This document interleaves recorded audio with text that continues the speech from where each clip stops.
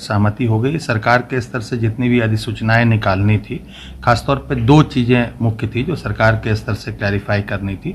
पहले तो पद, हर विषयवार पदों की क्या शैक्षणिक अर्हता होगी, तो इस बिंदु पर सारी अधिसूचनाएं विभाग से निकल गई हैं एवं उनको बीपीएससी को उपलब्ध करा दिया गया है।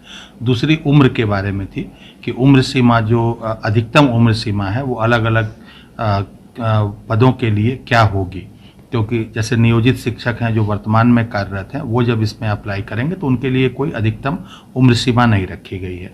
और इसी प्रकार जो STET 19 में जो लोग क्वालिफाई किए हैं उनके लिए अधिकतम उम्र सीमा की गणना 1/8/19 से होनी थी।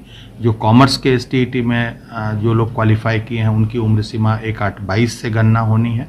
तो इसी प्रकार कॉमर्स वालों, बाकी सबके लिए 10 वर्ष की छूट थी, परंतु जो कंप्यूटर साइंस के थे उम्मीदवार उनको STET 19 में 8 वर्ष की छूट दी गई थी। तो इन सभी बिंदुओं पर अलग अलग अधिसूचनाएं निकालकर बीपीएससी को दे दी गई हैं। विज्ञापन प्रारूप पर सहमति हो गई और मुझे उम्मीद है कि बीपीएससी बहुत शीघ्र ही विज्ञापन जारी कर देगा।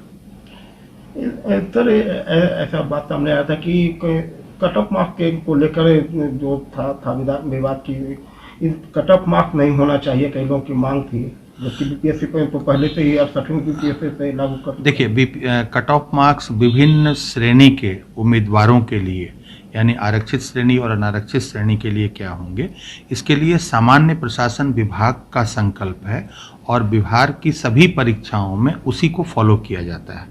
तो इसलिए इस परीक्षा के लिए भी उसी को फॉलो किया जाएगा, कट ऑफ मार्क्स के लिए। टेक्निकल डिग्री के लिए कई जगह से आ रही है खबर कि टेक्निकल डिग्री के पहले प्रतिबंध लगाया गया था, टेक्निकल डिग्री वाले नहीं इसमें शामिल हो सकते हैं, लेकिन अब क्या है अपडेट? देखिए, वो सभी अधिसूचनाएं निकाल दी गई हैं।